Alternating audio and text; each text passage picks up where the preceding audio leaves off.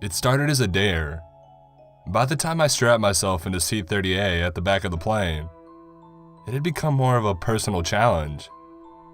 The flight from Brisbane to Kuala Lumpur is a little under 8 hours, more than ample time to finish the deed.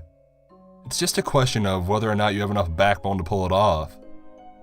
Understand, my mates and I are some real hardcore types, a proper rowdy bunch. Sit down for a round of pints with us and you'll hear a few stories that'll make you rethink your place in the universe. However, on the most recent night out, maybe a week before my vacation, we realized not one of us was a member of the Mile High Club. Shocking, but also an opportunity. What could be more alpha than being the first of your mates to join the club? Doing it on a whim with a complete stranger. No premeditated efforts. No giving myself the inside edge. Just straight up throwing myself out there. The flight attendant was the first to catch my eye. She had this high-pitched nasally voice. Sounded a bit like a wounded goat or something. I had to cover my ears as she raised the seatbelt above her head and showed us where the emergency exits were. But damn, was she cute. She was more than cute. She was hot. Couldn't ask for a better candidate. And all I needed was an in. And I found it in the breast pocket of my polo. A Marlboro cigarette. Smoking is strictly prohibited, the voice over the PA said. An alarm will sound if the smoke is detected in the lavatory. I wouldn't even need to light it. I just needed to bring it out at the correct moment. Right when she passed and would have to start the dialogue with, "Sir, please put that away." And that's all I would need to see if she was game. Right after the seatbelt sign switched off, I saw her head in my direction down the hall. As casually as possible, I pulled the cigarette and I twirled it in my fingers. It was in plain sight. There was no way she could miss it. But she didn't say anything. She strode right on by and started arranging things on the food trolleys in the back. Feeling a little disheartened, I put the dart away. I wasn't in the mood for hard to get. A quick survey of the other passengers close by didn't do much to kindle my interest. I stood up and saw an empty row of seats smack in the middle of the plane. It was the perfect spot. There was bound to be a dance partner somewhere around there. And sure enough, I was in luck. Right as I took my new seat, I found exactly what I was looking for. And in the row right in front of me, no less. The girl was a platinum blonde stunner, a 10 out of 10. First overall in the draft type. She looked to be in her mid-20s, and to her left was a creepy-looking middle-aged married man who obviously couldn't believe his fortunes getting assigned the seat next to her. The guy's head is permanently oriented to the side. He's babbling endlessly about God knows what. The girl must have had a heart of gold or something, because she was just politely nodding her head the whole time. I'm pretty sure I only heard her say like 4 things. All part of a recycled response rotation. Yeah, yep, oh. The guy doesn't take any hints though. He just keeps talking. Any moment of silence, he'll find a way to fill it. It was already starting to annoy me after 5 minutes of sitting there, and I wasn't even the target. I was still figuring out how I was going to break the ice. I was just a victim of proximity. And finally, the dude's bowels graced us with a gift. "Don't go anywhere," he said with a wink as he got up to go to the bathroom, close to where I was sitting originally. The girl smiles. The moment the old creep is out of sight, it fades. Her shoulders relax and her head presses back into the seat. The poor girl was exhausted.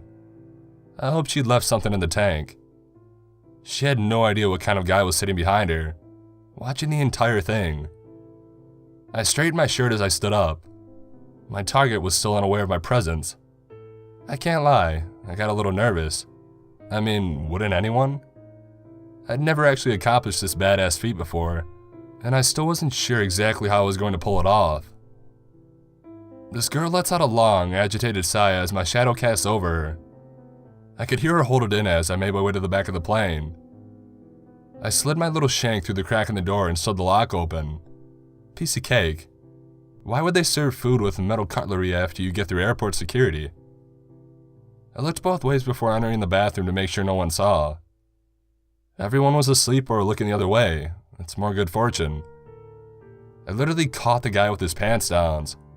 The smallest squeak escaped his lips as I plunged my shank into his throat, and blood started pouring out. Once he went limp, I turned him around and held his head over the toilet. I managed to get out most of the blood into the bowl. Only needed a few sheets of paper towel to get the rest. I was ecstatic. I couldn't wait to tell the boys. I wanted to scream to the heavens. I was so happy to be the first one in the Mile High Club. After the cleanup, I poked my head out of the bathroom. No one batted an eye. It was like no one even noticed I went in there in the first place. And the back area was empty as well. More good luck. I hoisted the dude's body up. With one gentle motion, I brought him over my shoulder. I pushed the door open with my foot and I stepped out. Quickly, I turned to the back and stuffed him behind a row of dirty food tables. I wondered how long it would take after landing for the cleaning staff to find him. So here's my advice to you. You want to do something really alpha? Join the Mile High Club. It's quite the rush. Trust me.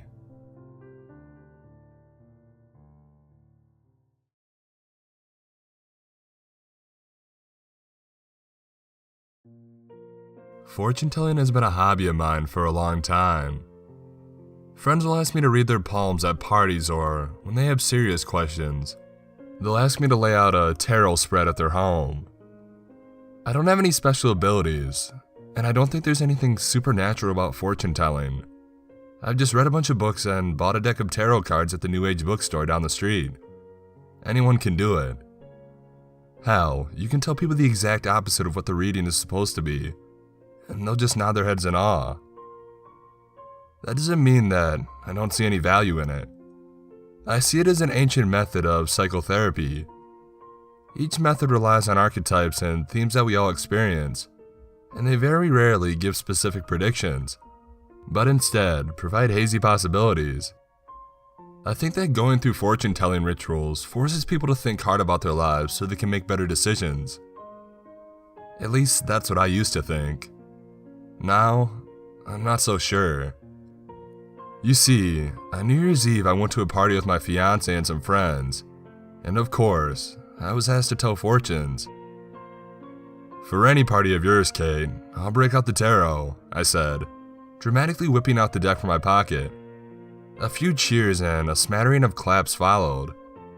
Whoa, you were prepared, Kate, the party host, said. She turned to the guests who were surrounding me. He usually only reads palms at parties. My fiancé grabbed me a beer as I cleared off the kitchen table and I took a seat. I laid out spreads for a handful of people. I prefer the Celtic cross. As usual, everyone gasped when death appeared a couple of times, but I informed them that this major arcana doesn't mean that someone is going to die, but rather signifies an end of some sort. A relationship, a job, even just a line of questioning. Its meaning is determined by the question asked and the rest of the spread. It never seems to really matter though.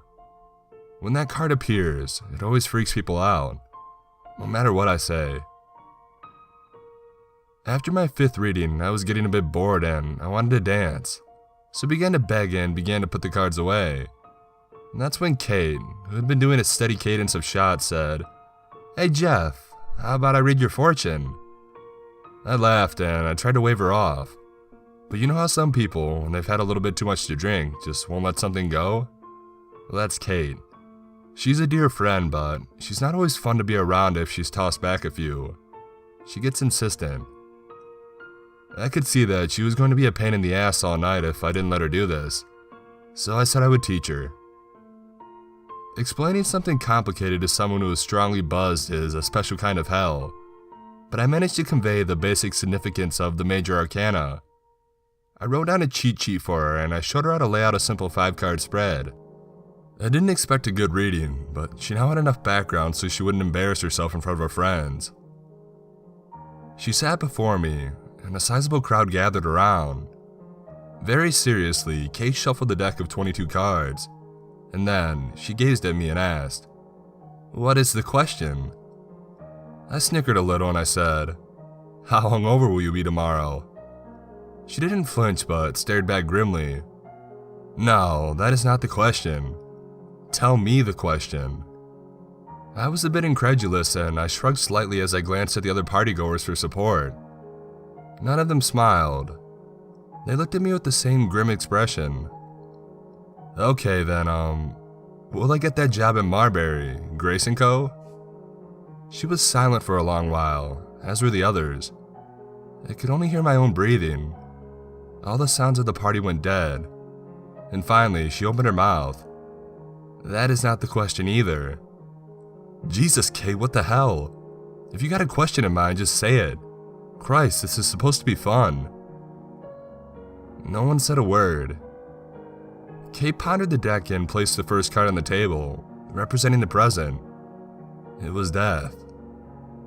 The question is, she said, how will you die?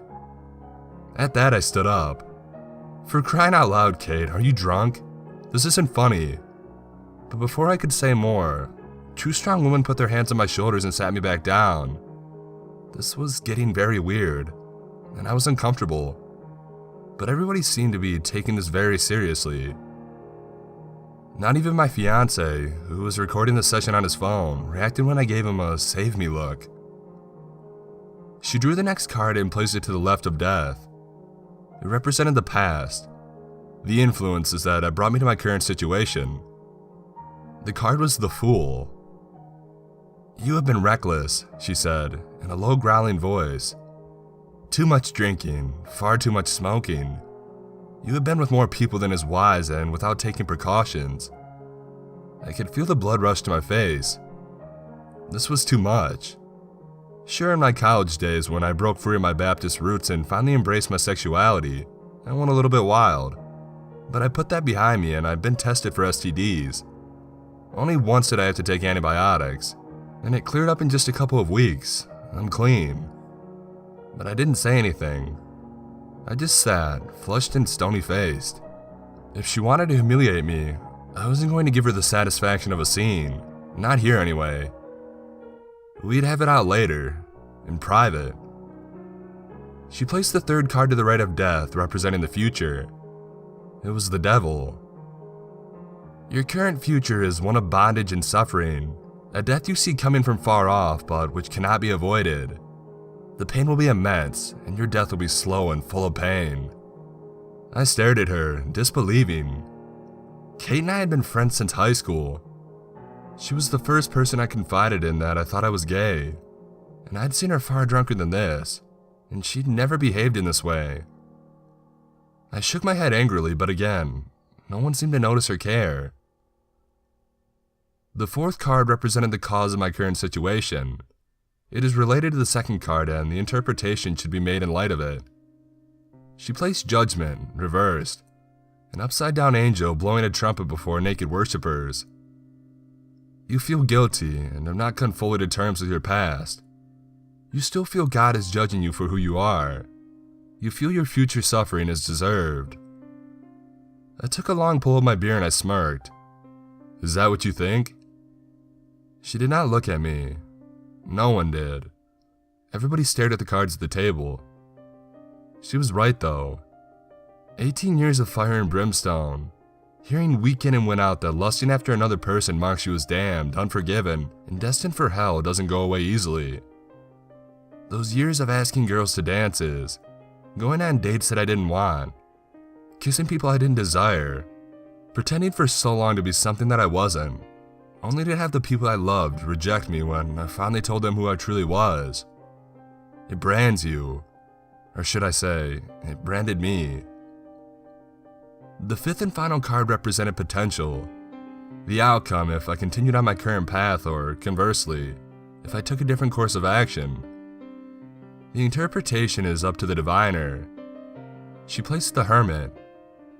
You must examine yourself closely. Undergo introspection, or you will die alone. She paused, as we all do. As she spoke her final words, everyone began to laugh all at once. The music started back up and I could see people dancing in my peripheral vision. Kay beamed and asked, "Okay, so how did I do?" I couldn't believe it. She just predicted a lonely, painful death for me and everybody thought it was hilarious. I stood up without saying a word. I gathered my deck and told Thomas we were leaving, and Kay was upset. She kept apologizing and asking what she'd done wrong, but I wouldn't speak to her. Thomas was clearly mortified, but he knew better than to try to make me stay.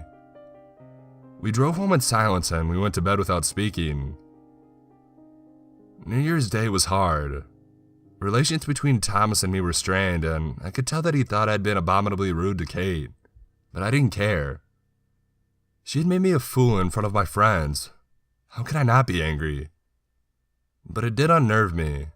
So, following some weird compulsion, on January 2nd, I went to one of those weird $600 MRI places to get a scan, and it's a good thing I did. The scan found a spot on my left lung, and luckily I had caught it early. My doctor believes that with radiation and chemotherapy I should fully recover. When I got the diagnosis, I felt so bad. I called Kate that very day and apologized for my behavior, thanking her for her reading, which I had to say was weirdly accurate. The conversation was extremely awkward, as I would have to expect, but when I spoke about it to Thomas, he looked at me strangely. I asked him what was wrong, but he said nothing. He just pulled out his phone and showed me the video of her reading. Everybody was laughing through the entire session, including me, and in the end, she'd predicted that I'd have a terrible hangover and would spend the next morning with a splitting headache, worshipping the porcelain god. I don't think I'll be telling fortunes again anytime soon.